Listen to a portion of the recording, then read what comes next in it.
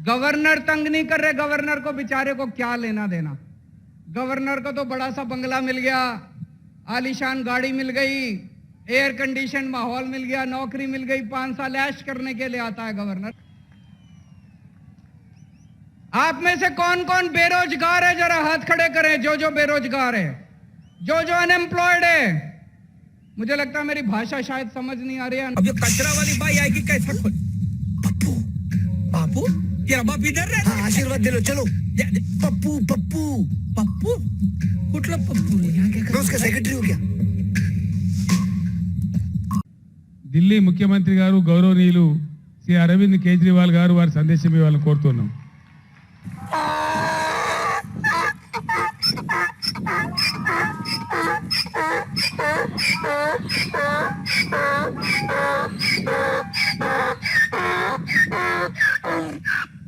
मंच पे बैठे हुए हमारे बड़े भाई तेलंगाना के मुख्यमंत्री श्री के चंद्रशेखर राव जी,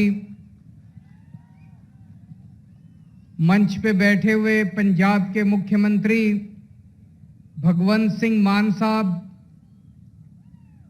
उत्तर प्रदेश के बेहद लोकप्रिय नेता और पूर्व मुख्यमंत्री श्री अखिलेश यादव जी, सीपीआई के जनरल सेक्रेटरी डी राजा साहब, मंच पे बैठे हुए अन्य सभी गणमान्य लोग और यहाँ पे इतनी भारी संख्या में आए हुए मेरे सभी प्यारे बहनों, भाइयों, माताओं, बुजुर्गों, बच्चों, आप सब लोगों को मेरा नमस्कार, सबको मेरा प्रणाम। सबसे पहले राव साहब को मैं बहुत बहुत शुक्रिया अदा करना चाहता हूं। आज मुझे तेलंगाना बुलाने के लिए उन्होंने आज 2 बहुत महत्वपूर्ण कार्यक्रमों में हमें शामिल होने का मौका दिया और उसके बाद आप लोगों से बातचीत करने का मौका दिया। मुझे नहीं पता आप लोगों को पता है कि नहीं पता। फेंको फेंको अपनी पूरी शक्ति के साथ फेंको कि आपके मुख्यमंत्री ने आज एक बहुत शानदार कार्यक्रम शुरू किया है। आपकी सब लोगों की आंखों का चेकअप कराया जाएगा। तेलंगाना में 4 करोड़ लोग रहते हैं, 4 करोड़ लोग। सब लोगों की, बच्चों की, बूढ़ों की, आदमी की, औरत की, इस धर्म की, उस धर्म की, अमीर की, गरीब की, सब लोगों की आंखों का चेकअप, और वो भी फ्री फ्री फ्री केसीआर साहब मुफ्त में कराने जा रहे हैं। उस कार्यक्रम का आज शुभारंभ हुआ। जिसकी आंखों में डिफेक्ट मिलेगा उसको मुफ्त में दवाई दी जाएगी। जिसे चश्मे की जरूरत होगी उसे मुफ्त में चश्मा दिया जाएगा और अगर किसी की आंखों में ऑपरेशन करने की जरूरत होगी तो उसका मुफ्त में ऑपरेशन किया जाएगा। शानदार प्रोग्राम है कि नहीं है? आज हम लोग यहां से सीख के जा रहे हैं। मैंने और हम सभी लोगों ने ये सारा कार्यक्रम देखा, इनके डॉक्टर से मिले, इनके ऑफिसर से मिले, जितने शानदार तरीके से उसका आयोजन किया जा रहा है, प्लानिंग की गई है, बहुत शानदार है।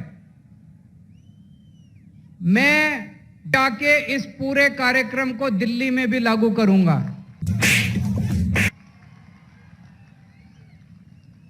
और अभी अभी भगवंत साहब मान साहब ने ऐलान किया कि इस पूरे कार्यक्रम को पंजाब में भी लागू किया जाएगा। फिर केसीआर साहब ने हमें ये बिल्डिंग दिखाई।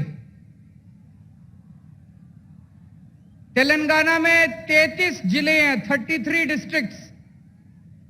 उसमें से 17 डिस्ट्रिक्ट्स में उन्होंने बताया कि डिस्ट्रिक्ट इंटीग्रेटेड ऑफिशियल कॉम्प्लेक्स बन चुका है। मतलब ये इस बिल्डिंग में जिले के लेवल के सारे ऑफिसेज हैं, कलेक्टर भी यही हैं, सिंचाई विभाग भी यही है, तहसीलदार भी है, सारे विभाग इसी बिल्डिंग के अंदर हैं, ताकि अगर कोई नागरिक आए तो उसे जगह जगह धक्के ना खाने पड़े, सारे काम एक बारी वो यहां पे आए और उसका काम हो जाए। ये भी बहुत अच्छा कॉन्सेप्ट है, इसको भी हम लोग लागू करेंगे। मैं समझता हूं अगर हम अपने देश के अंदर आपस में एक दूसरे से सीखने का प्रयास करें, लड़ने की बजाय, हमें लड़ना नहीं है, हमें सीखना है एक दूसरे से।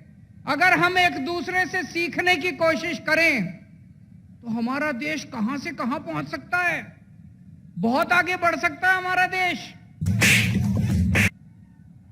दिल्ली में हम लोगों ने मोहल्ला क्लिनिक बनाए, मोहल्ला क्लिनिक में फेंको, फेंको अपनी पूरी शक्ति के साथ, फेंको। आपके मुख्यमंत्री केसीआर साहब हमारे मोहल्ला क्लिनिक देखने के लिए दिल्ली आए। मुझे बहुत अच्छा लगा कि एक मुख्यमंत्री, तेलंगाना के मुख्यमंत्री मोहल्ला क्लिनिक दिखाने ले गए। उन्होंने डॉक्टर से बात की, नर्स से बात की, सारा सिस्टम समझा और वापस आके उन्होंने उसको तेलंगाना में लागू किया। वो क्या नाम है उसका, बस्ती दवाखाना, बस्ती दवाखाना नाम से उन्होंने तेलंगाना में लागू किया। मुझे बहुत अच्छा लगा। तमिलनाडु के मुख्यमंत्री स्टैलिन साहब दिल्ली आए, उन्होंने हमारे स्कूल देखे। हमने दिल्ली में स्कूल बहुत शानदार कर दिए, सरकारी स्कूल जहां पे गरीबों के बच्चे पढ़ते हैं, रिक्शे वाले का बच्चा पढ़ता है, मजदूर का बच्चा पढ़ता है।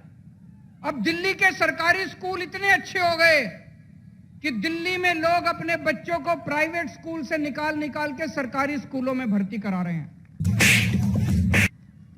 बड़े बड़े प्राइवेट स्कूलों से निकाल के सरकारी स्कूलों में भर्ती करा रहे हैं। हमारे दिल्ली सरकार के स्कूलों के, दिल्ली के सरकारी स्कूलों के नतीजे, फेंको, फेंको अपनी पूरी शक्ति के साथ, फेंको। 99.7% नतीजे आए हैं पिछले साल, 99.7। तो स्टैलिन साहब हमारे स्कूल देखने के लिए आए, वापस जाके उन्होंने अपने स्कूल ठीक किए और उन्होंने मुझे अपने स्कूल का उद्घाटन करने के लिए बुलाया। दोस्तों, मैं कई बार ये सोचता हूं, हमारे देश को आजाद हुए 75 साल हो गए, 75 साल, फिर भी हमारा देश गरीब क्यों रह गया? फिर भी हमारा देश पिछड़ा क्यों रह गया? हमारे बाद सिंगापुर आजाद हुआ, जापान सेकेंड वर्ल्ड वॉर में तहस नहस हो गया था, जापान हमसे आगे बढ़ गया, सिंगापुर हमसे आगे बढ़ गया, जर्मनी हमसे आगे बढ़ गया। हमारे में क्या कमी रह गई? हम पीछे क्यों रह गए? हम पीछे इसलिए रह गए क्योंकि जैसे भी मान साहब ने बताया, हमारे देश की राजनीति बहुत खराब है, हमारे देश के नेता बहुत खराब हैं। पहली बार इस देश के अंदर एक उम्मीद की किरण जागने लगी है। इस देश के अंदर कुछ मुख्यमंत्री एक साथ आ रहे हैं, कुछ नेता, अखिलेश यादव जी जैसे नेता एक साथ आ रहे हैं और अब हम सब मिलकर इस देश के विकास की चर्चा कर रहे हैं। हम सब मिलकर अब राजनीति की चर्चा नहीं करते। आज पूरा दिन सुबह से शाम तक हमने बैठ के चर्चा की इस देश के अंदर शिक्षा अच्छी कैसे होनी चाहिए, देश के अंदर अस्पताल अच्छे कैसे होने चाहिए, देश के अंदर सिंचाई अच्छी कैसे होनी चाहिए, किसानों के लिए क्या कर सकते हैं, मजदूरों के लिए क्या कर सकते हैं। देश के कुछ मुख्यमंत्री इकट्ठे हो गए। हम एक दूसरे से सीखना चाहिए हम लोगों को। मुझे याद है बचपन में जब मैं 10वीं क्लास में पढ़ता था, उस टाइम से हम सुन रहे हैं केरला में स्कूल बहुत अच्छे हैं, केरला में अस्पताल बहुत अच्छे हैं। उस टाइम से सुन रहे हैं। अगर केरला में स्कूल, हॉस्पिटल अच्छे हैं तो अभी तक बाकी देश में क्यों नहीं हुए? अभी तक हो जाने चाहिए थे बाकी देश में भी, क्यों नहीं हुए अभी तक बाकी देश में? हम सारे आपस में लड़ते रहते हैं, हम सारे पार्टियां आपस में लड़ते रहते हैं, सारे नेता आपस में लड़ते रहते हैं। आज मुझे बड़े दुख के साथ कहना पड़ रहा है, अभी अभी कई सारे वक्ताओं ने कहा तमिलनाडु का गवर्नर तमिलनाडु की सरकार को तंग कर रहा है, तेलंगाना का गवर्नर राव साहब को तंग कर रहा है,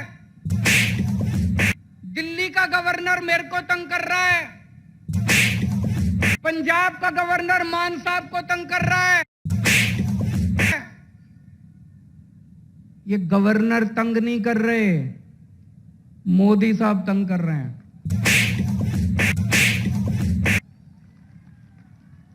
गवर्नर तंग नहीं कर रहे, गवर्नर को बेचारे को क्या लेना देना। गवर्नर को तो बड़ा सा बंगला मिल गया, आलीशान गाड़ी मिल गई, एयर कंडीशन माहौल मिल गया, नौकरी मिल गई, 5 साल ऐश करने के लिए आता है गवर्नर।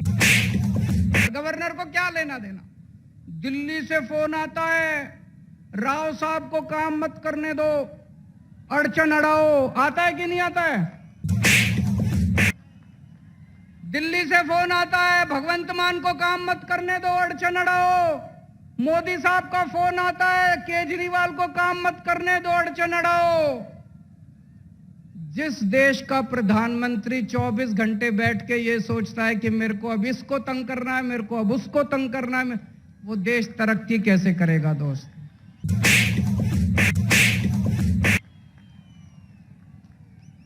आप में से कौन कौन बेरोजगार है, जरा हाथ खड़े करें। जो बेरोजगार है, जो अनएम्प्लॉयड है। मुझे लगता है मेरी भाषा शायद समझ नहीं आ रही है। अनएम्प्लॉयड तो बहुत लोग हैं। आज देश का एक एक युवा बेरोजगारी से त्रस्त है। हमारे प्रधानमंत्री को बेरोजगारी से कोई लेना देना नहीं है। वो 24 घंटे बैठ के ये सोचते हैं मैं किस मुख्यमंत्री को तंग करूं, किसके ऊपर मैं सीबीआई छोड़ूं, किसके ऊपर मैं इनकम टैक्स की रेड डलवाऊं, किसके पीछे मैं ईडी छोड़ूं। आज पूरे देश के अंदर इतनी महंगाई हो गई है, एक आम आदमी को अपना घर चलाना मुश्किल होता जा रहा है, अपने बच्चे पालने मुश्किल होते जा रहे हैं।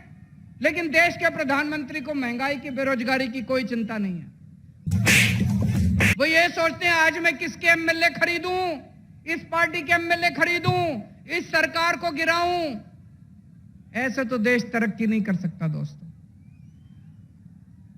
2014 में आप लोगों ने पूरे देश के लोगों ने बड़ी उम्मीद के साथ इन लोगों को भारी बहुमत दिया था, और एक एक बार नहीं, 2-2 बार आप लोगों ने इनको बहुमत देके जिताया। लेकिन अब देश बदलाव मांग रहा है। लोगों को पता चल गया कि ये लोग देश बदलने के लिए नहीं आए, ये केवल और केवल देश बर्बाद करने के लिए आए हैं। 2024 का चुनाव आपके लिए एक मौका है। अब 10 साल हो गए, और कितना इंतजार करेंगे। 2024 के अंदर सारे देश को मिलके इनको उखाड़ फेंकना है, और ऐसी सरकार लेके आनी है जो देश के बारे में सोचे, बेरोजगारी के बारे में सोचे, महंगाई के बारे में सोचे, आपके बच्चों की शिक्षा के बारे में सोचे, आपके परिवार का इलाज कराने के बारे में सोचे, देश की तरक्की करने के लिए सोचे, ना कि लोगों से बदला लेने के लिए सोचे। बहुत बहुत शुक्रिया।